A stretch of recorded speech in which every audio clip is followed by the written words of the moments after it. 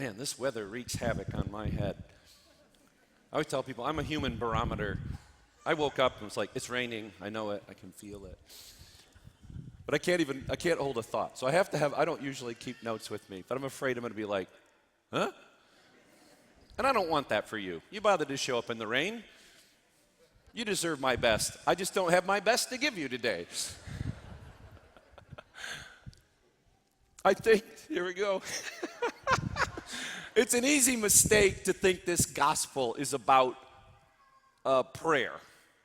It's an easy mistake to think that how much do you pray? How often do you pray? The problem with approaching this gospel that way is it makes it about us. And whenever we make it about us, at least to start, we've already lost.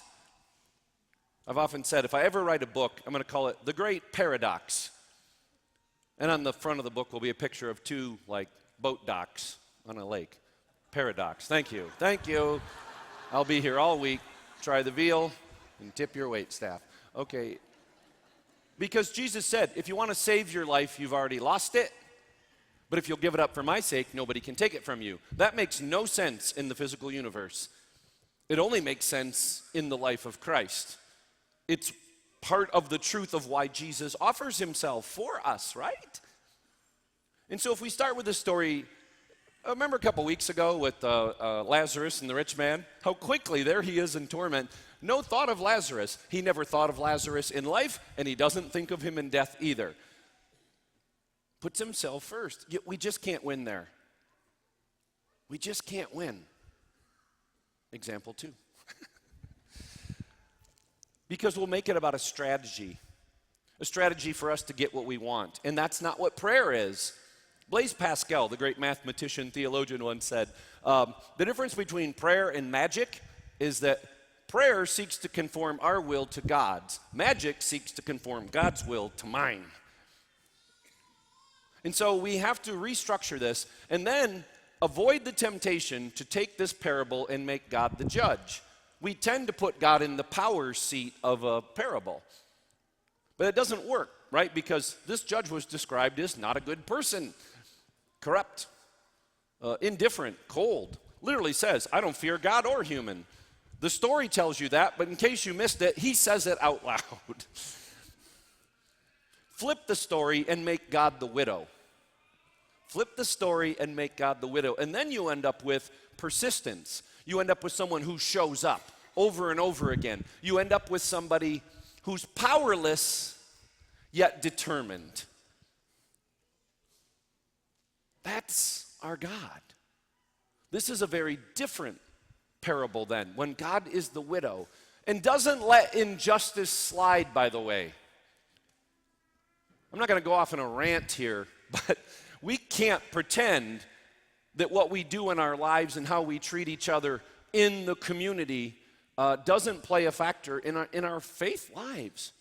I am concerned about a sense of people that make their faith very private. But that's not the faith that Jesus is talking about.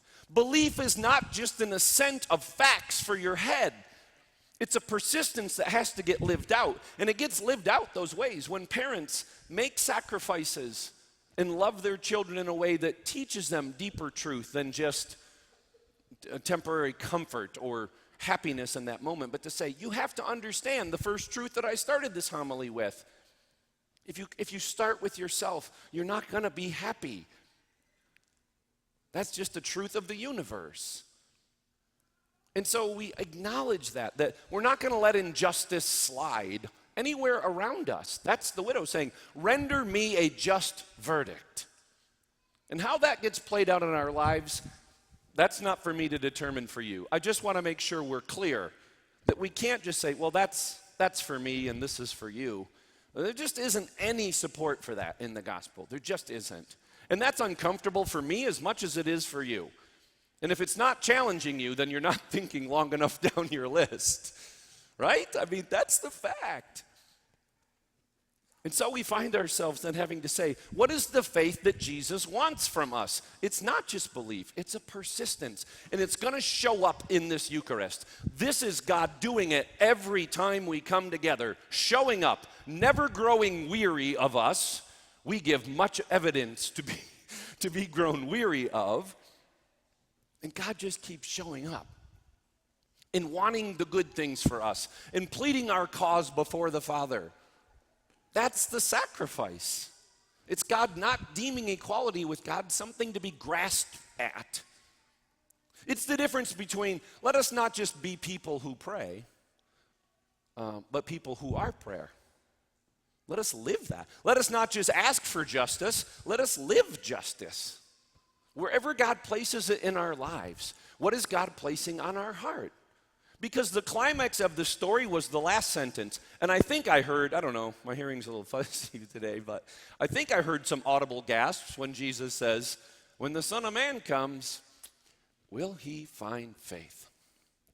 And if you and I live in a way that is faithful to this call, that we just acknowledge those two realities. I've got to be persistent. That's what my faith means. It's not just intellectual assent. I've got to be persistent in how I live it.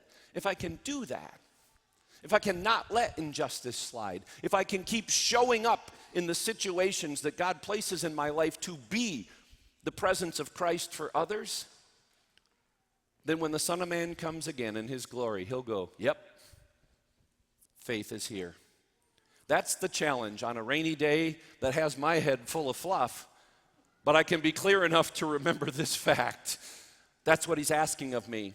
And when I face my own individual judgment, those are the questions I've got to grapple with. Is there enough evidence to say that I'm living faith, not just believing faith, not just reading words on a page?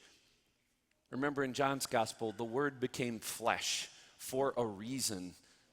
And it's to teach us not just to accept his death as our salvation, but to teach us how we can live so that we need not fear death. Because we know where we came from and we know to whence we are returning. That's the challenge laid for us today on a rainy day. He's going to show up again here in just a few minutes. We'll lovingly take him into our hands and into our very bodies. It will become one with us on the molecular level. He is not weary of us. Let us not grow weary of being people of faith. May God be praised.